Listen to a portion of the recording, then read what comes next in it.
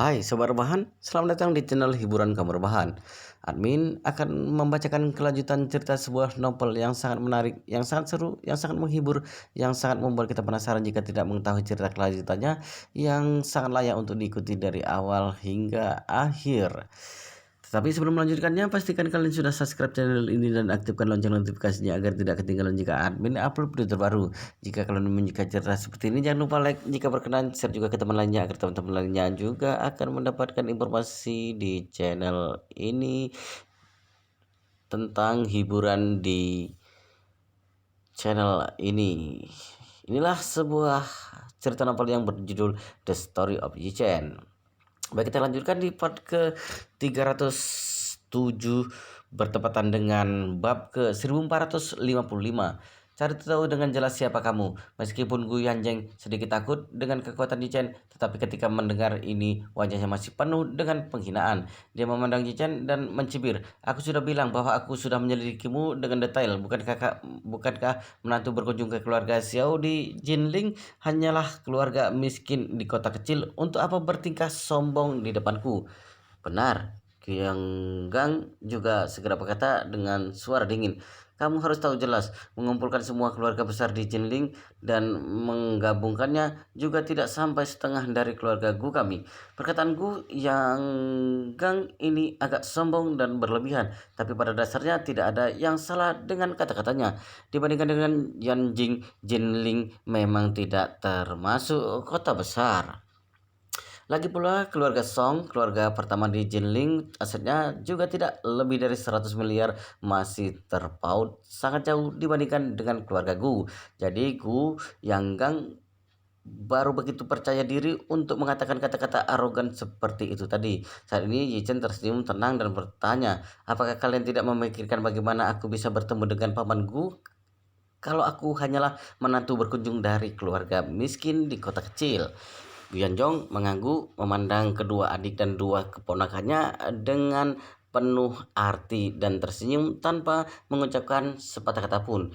Guyanjeng mendengus dengan dingin. Apakah kamu pikir aku tidak tahu yang kamu lakukan? Bukankah hanya seorang penipu sialan yang melihat Feng Shui? Setelah itu wajah Gu Yanjeng penuh dengan penghinaan. Aku tahu kamu memang membodohi beberapa orang kaya setempat di Jinling, tapi kamu harus tahu bahwa ini adalah Yanjing, bukan Jinling.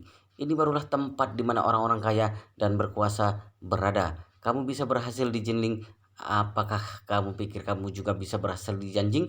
Ada banyak orang cakap di sini, juga banyak hal yang modis. Hanya dengan sembarangan mengambil seorang peramal tua dari sini, takutnya juga akan lebih hebat dari kamu. Ichen mengangguk dan menghela napas. Oh, perkataanmu benar-benar memberi ilham padaku. Kalau bukan karena kamu yang mengatakan tentang perbedaan antara Jinling dan Yanjing, aku bahkan sudah hampir lupa. Bahkan aku bukanlah orang Jinling. Aku sebenarnya adalah orang Yanjing. Apa? Gu Yanjing mengerutkan kening. Kamu orang Yanjing? Benar, Ichen mengangguk sambil tersenyum, menepuk dadanya dan berkata, aku adalah penduduk asli Yanjing. Hanya saja, meninggalkan Yanjing dan pergi ke Jinling saat aku berusia 8 tahun. Ketika Gu Yanjing mendengar ini, dia langsung berkata dengan sinis, memangnya kamu memiliki pencapaian di Yanjing saat berusia 8 tahun? Kamu meninggalkan Yanjing pada usia 8 tahun, sekarang baru kembali setelah sekian lama, kamu masih berani bertingkah angkuh di depanku. Gu Yanjong tersenyum dan bertanya padanya, adik kedua, apakah kamu tidak bisa melihat bahwa Yi Chen agak familiar? Apakah kamu tidak merasa dia mirip dengan seseorang? Gu Yanjong menyipitkan matanya dan menatap Yi Chen dengan sesama melengkungkan bibirnya dan berkata, apakah ada yang spesial dari tampang anak ini? Terlihat sederhana dan biasa saja, bahkan tidak setampan dan sebakat saat aku masih muda. Yanjong tertawa. Adik kedua, aku tidak menyangka kamu berada di bawah perlindunganku dan melewati kehidupan yang makmur selama bertahun-tahun. Dirimu malah menjadi semakin mundur, sungguh sia-sia hidup selama lebih dari 40 tahun. Yanjeng terkejut dan bertanya tanpa sadar, apa maksudmu? Tidak perlu bertele-tele denganku di sini. Katakan saja apa yang ingin kamu katakan. Guyanjong mengangguk. Baik, kalau begitu aku akan berbicara langsung. Setelah itu Gu Yanjong berdiri dan berkata dengan nada angkuh, "Apakah kamu ingat waktu itu aku memiliki kakak angkat? Keluargaku bisa memiliki hari ini semuanya berkat kedukungannya lebih dari 10 atau 20 tahun yang lalu. Bukankah ketika ayah kita masih hidup juga menganggapnya sebagai tamu terhormat dan sangat menghormatinya? Kamu yang saat itu adalah seorang pria yang suka bersenang-senang dan sombong. Ayah sama sekali tidak membiarkanmu untuk memiliki banyak kontak dengan kakak angkatku karena takut kamu akan mempermalukan keluargaku di depannya. Kakak angkatku itu bermarga apa?"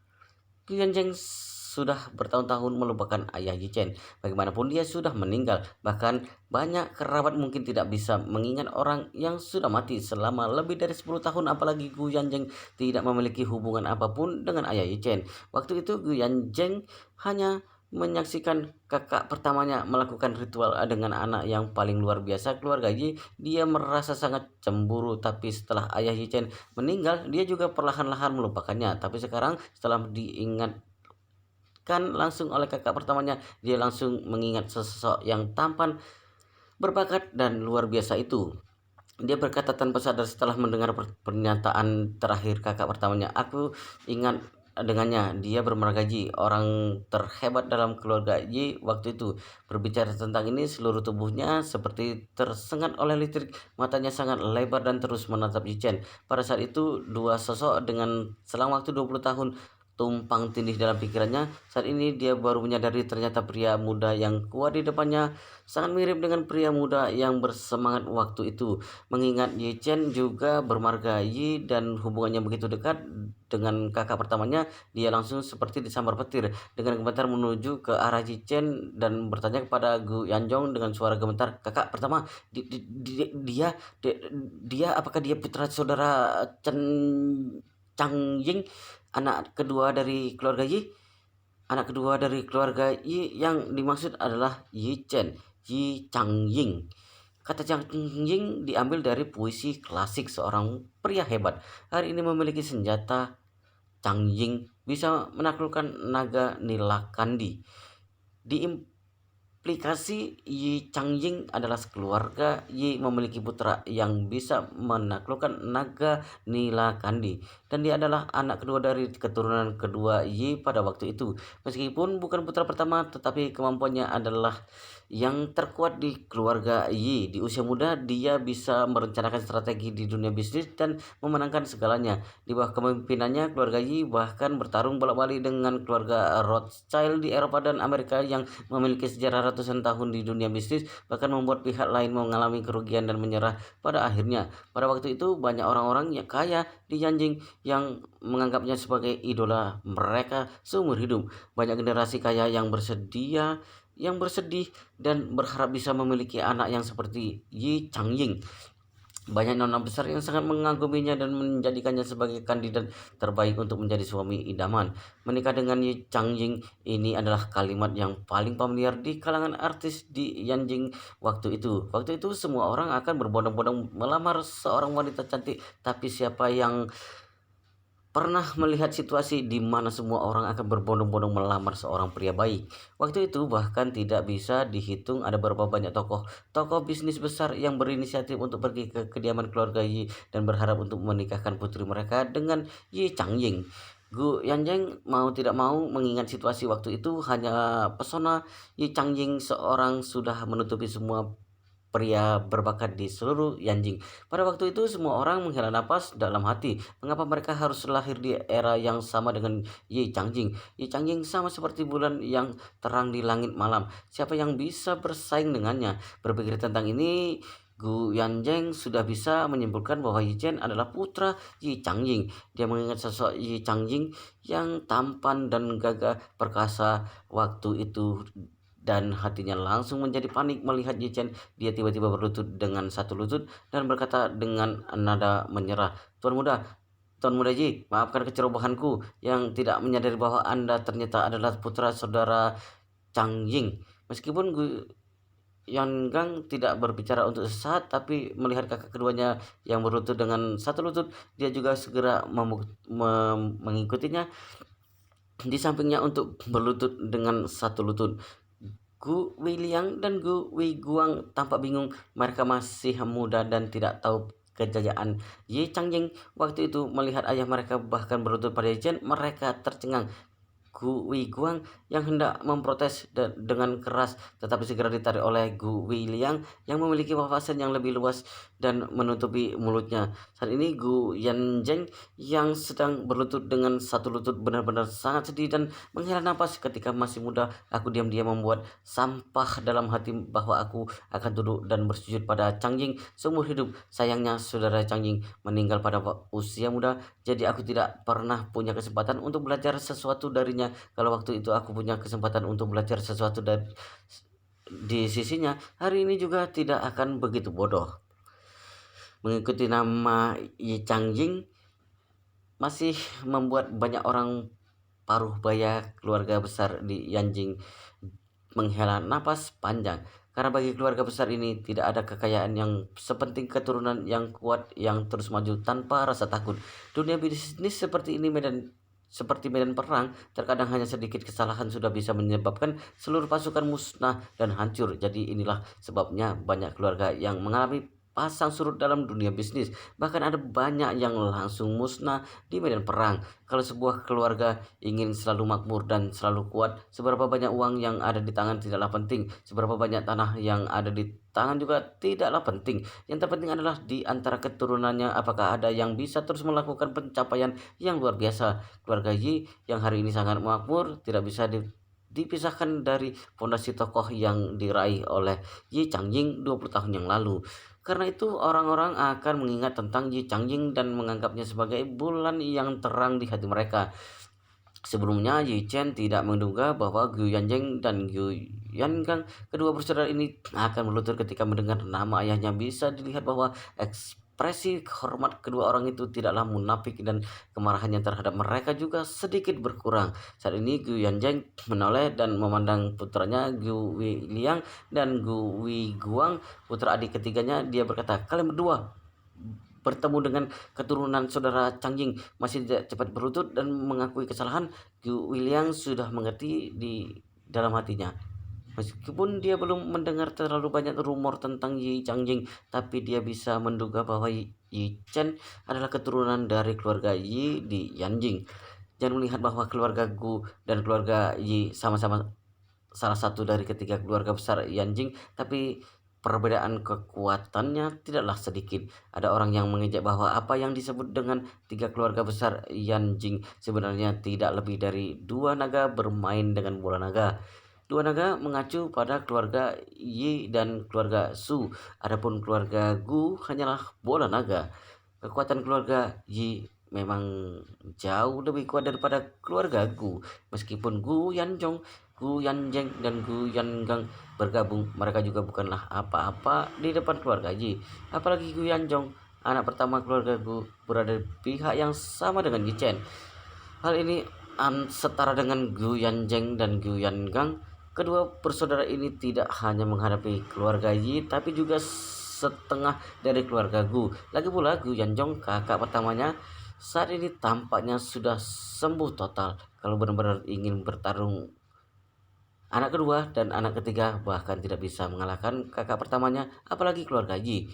Karena itu Gu Weiliang tidak berani menunda. Dia langsung berjalan ke belakang ayahnya dan Yanjeng, lalu berlutut dan dengan satu lutut dan berkata dengan sungguh-sungguh, "Tuan Yi, maafkan kecerobohanku. Aku tidak bisa mengenali orang yang berstatus tinggi.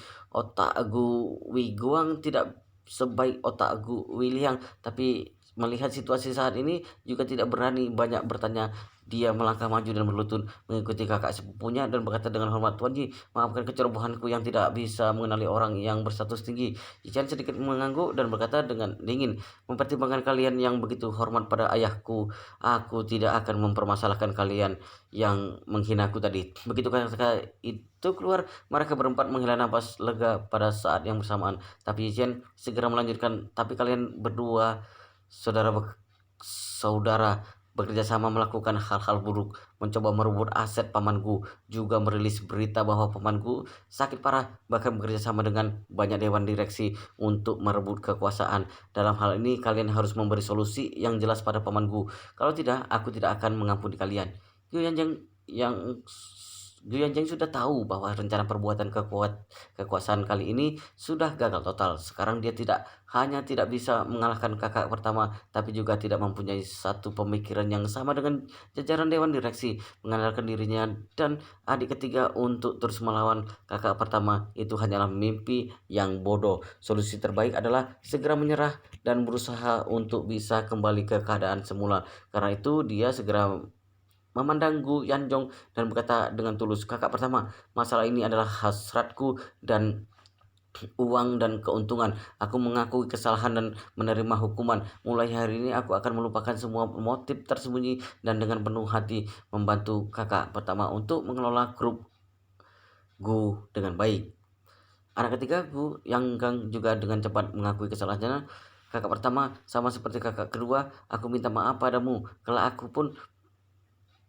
Kelak apapun perintah darimu, aku pasti akan menjalankannya dengan sukarela, tidak berani membantah." Ada kekecewaan dan keraguan yang melintas di ekspresi Gu Yanjong.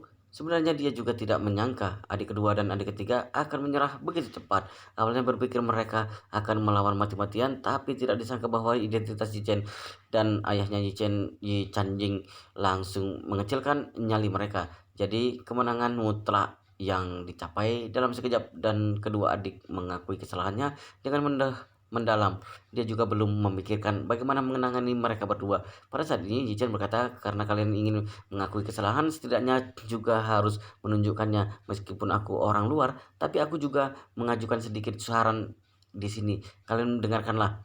Apakah bisa dilakukan?"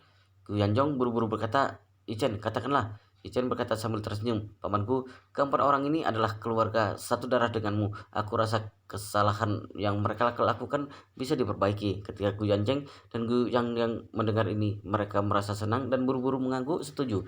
"Benar, kakak pertama, kita semua adalah saudara kandung. Mempertimbangkan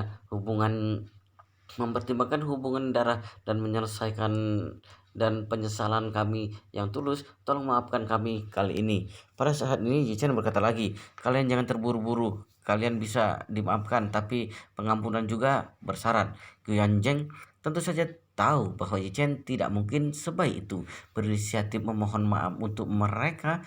Pasti ada syarat lain sebagai gantinya. Jadi dia segera mengepalkan tinjunya dan berkata, "Tuan Muda Yi, silakan katakan." Yichen berkata dengan tenang, "Kalian berdua adalah pemegang saham grupku dan memiliki saham grupku. Karena kalian ingin mengikuti pamanku dengan sepenuh hati, tentu saja harus terikat erat dengannya. Jadi saranku adalah kalian berdua segera mengalihkan semua saham dan hak suara di tangan kalian ke pamanku secara permanen." Yang diinginkan Yichen adalah hak suara yang setara dengan saham mereka, tetapi bukan menginginkan saham mereka. Dengan kata lain, mereka masih memegang saham sesuai dengan di awal, juga masih menghasilkan uang sesuai dengan di awal, tapi setelah saham dan hak suara diserahkan, mereka tidak ada hak untuk berbicara dalam dewan direksi dan semuanya tunduk pada keputusan pihak pengendali. Dengan begini, hak suara di tangan Gu Yanjong sudah mencapai persyaratan untuk kontrol mutlak 51%. Kelak dia akan menjadi orang yang bisa mengontrol grup Gu sepenuhnya. Bahkan jika semua pemegang saham sisanya bersatu, paling-paling juga hanya memiliki 49% hak suara. Jadi tidak mungkin untuk mengguncang kendali Gu Yanjong. Ketika Gu Yanjong mendengar ini, hatinya menjadi jernih. Tidak disangka Yichen tidak hanya menyelamatkan nyawanya, tapi juga ingin membantunya mendapatkan kembali kendali atas grup Gu. Anak ini bertindak dengan cepat dan teliti, mengambil keputusan dengan tegas. Dia benar-benar memiliki sosok ayahnya waktu itu. Berpikir tentang ini, selain merasa berterima kasih, Gu Yanjong juga menghela nafas untuk kakaknya itu. Yichen berada di Jinling selama bertahun-tahun, tidak menerima pelatihan yang baik, tidak melewati kondisi yang baik.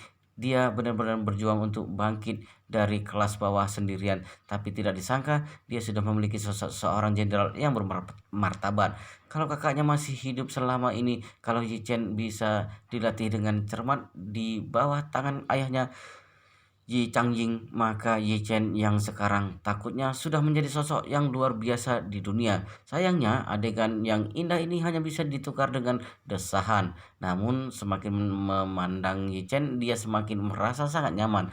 Kalau dia bisa menjadi menantunya di masa depan, dia pasti bisa memberi putrinya kebahagiaan seumur hidup. Dirinya dan istrinya juga benar-benar akan merasa tenang.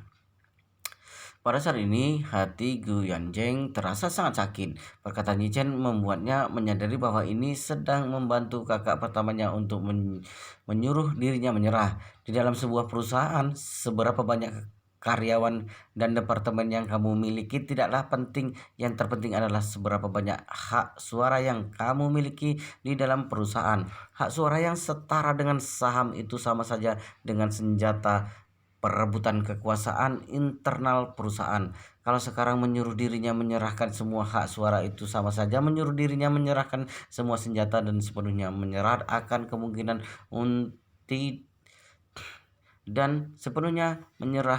kemungkinan untuk melawan. Sejujurnya dia tidak bersedia dikendalikan oleh orang lain.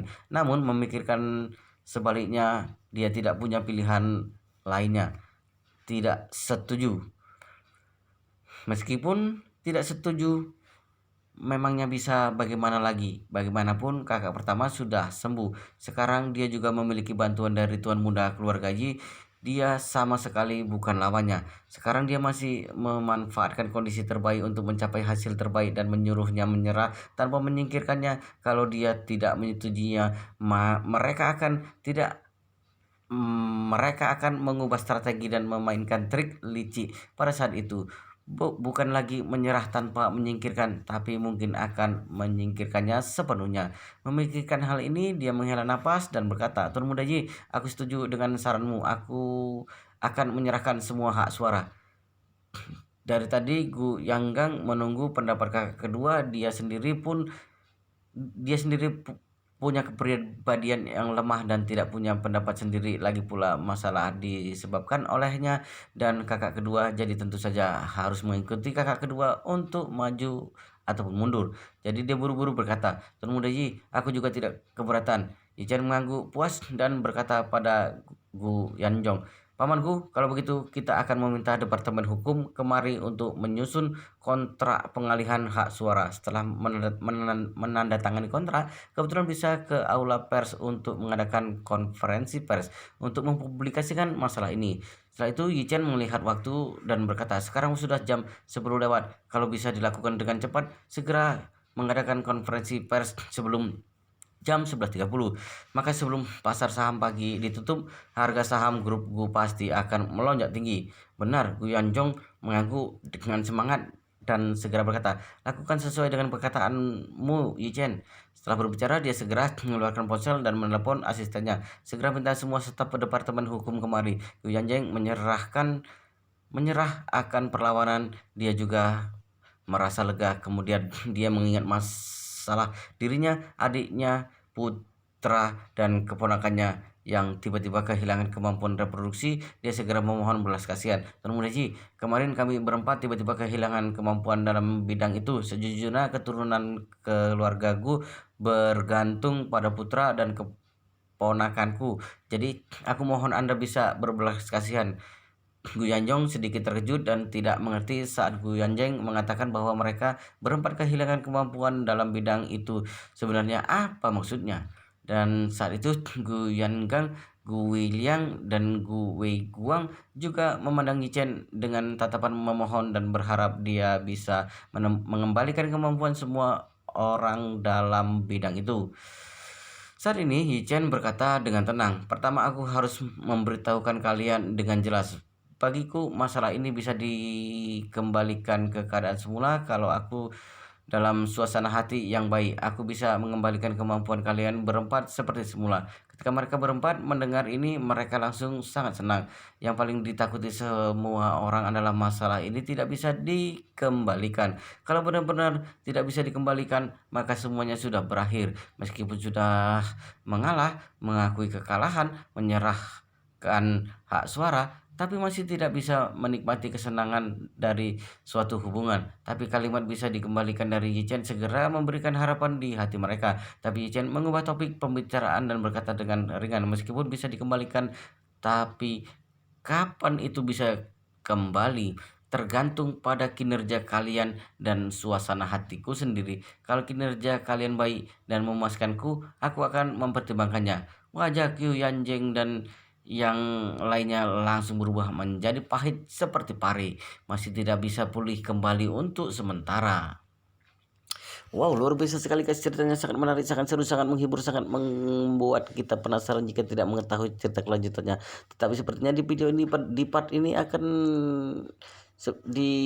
akan kita akan cukup di sini, dan kita akan lanjutkan di part berikutnya di video selanjutnya. Pastikan kalian sudah subscribe channel ini dan aktifkan lonceng notifikasinya agar tidak ketinggalan jika admin upload video terbaru. Jika kalian menyukai cerita seperti ini, jangan lupa like. Jika berkenan, share juga ke teman lainnya agar teman lainnya juga mendapatkan informasi hiburan di channel ini. Baik, kita lanjutkan di part berikutnya di video selanjutnya.